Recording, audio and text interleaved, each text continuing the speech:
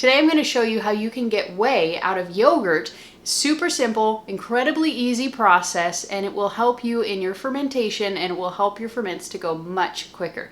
If you're interested, stay tuned.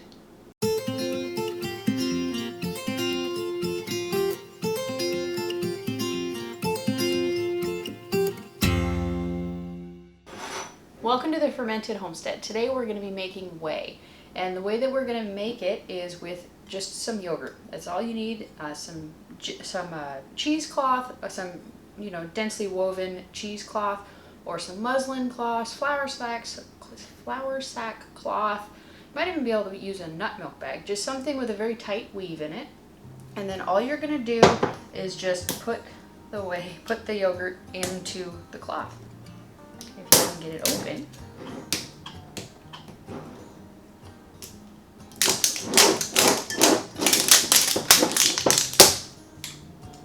There we go. Okay, so then all you do is you just pour the yogurt into the cloth. Oh, and I needed a spatula.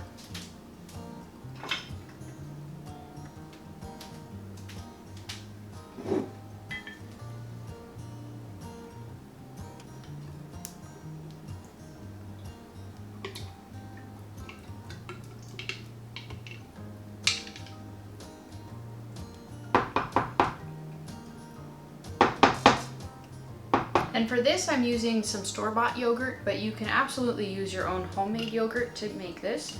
You can use kefir, milk kefir, if you make that. Right now, I'm not really making any of that, so I needed the whey for a project, so I went to the store and picked up some yogurt. So I'm just doing this in a separate bowl, just because this one is large enough to accommodate the amount of yogurt, and it's about 4 cups of yogurt. So then all I do is I just tie the tops.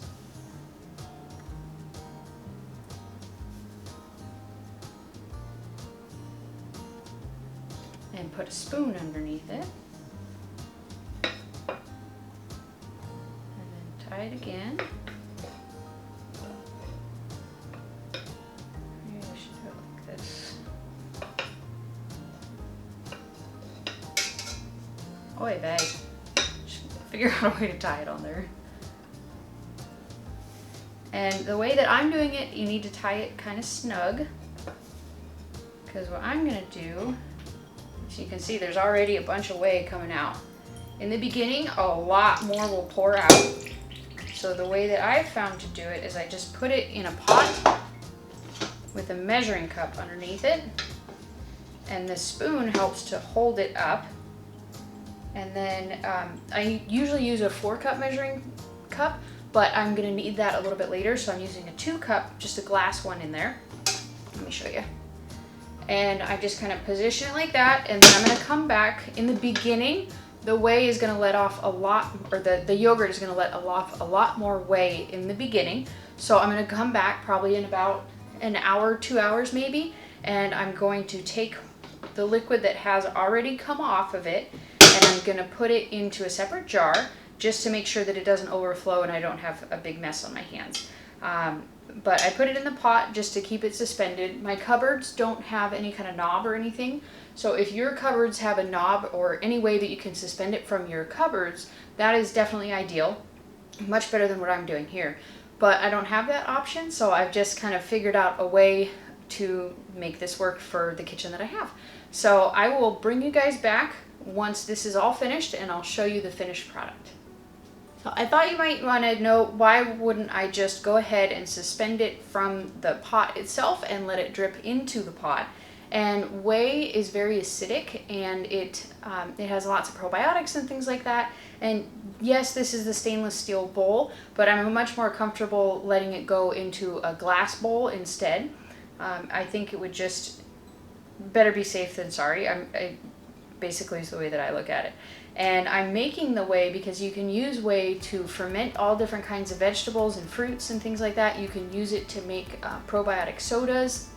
You can use it. You can even just put it in your soups or your stews. If you cook it, it'll kill the probiotics. But if you just put it in kind of a warm soup or something like that, you can still have the benefits of the whey in there and the probiotics that are in there.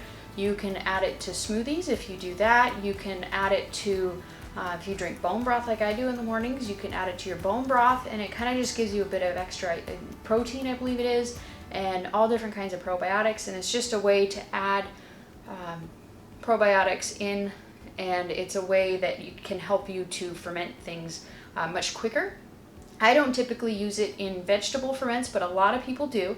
I don't like to use it in vegetable ferments because I like to have a longer, slower fermentation time. I think it helps develop the flavors better, and all different kinds of things. I like to just let it naturally ferment. So, but you can add it to that. And I know with a lot of different fruit ferments, they highly encourage you to add some sort of a starter culture, which this would be, because the fruit ferments ferment so quickly that you want to kind of give it a bit more control, and you can do that by adding whey or any kind of other starter culture to it. So like I said, I'm going to go ahead and let this set on the countertop, and I'm going to check it in about an hour, and then I will bring you guys back when I'm ready to show you how much whey we got out of this, and then also the product that's left over with the yogurt cheese, which is delicious. So I'll bring you back then. It's the next day here, and our whey is ready, and so all we're going to do, I just like to take the extra step, and I like to pour it through a coffee filter just to get any leftover little bits. And you don't have to do this at all, but I do, and it doesn't take very long.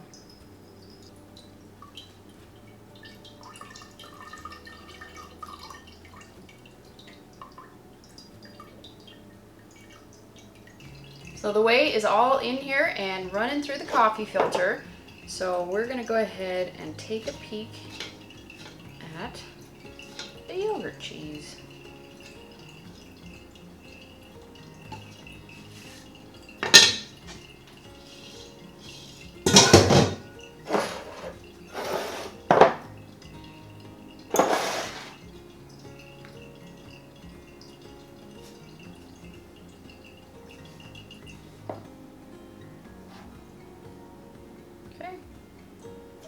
It is.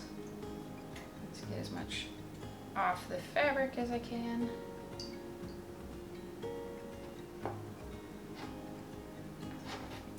So there's the yogurt cheese. It definitely has a consistency and kind of a taste also of a slightly tangier cream cheese, and that's pretty much what I use it for. I like to put it into like curries or stir fries, or you could put it in soup if you wanted to, and you can really just use it as a substitute for cream cheese. If it's a little too tangy for you, just don't let it drain quite so much.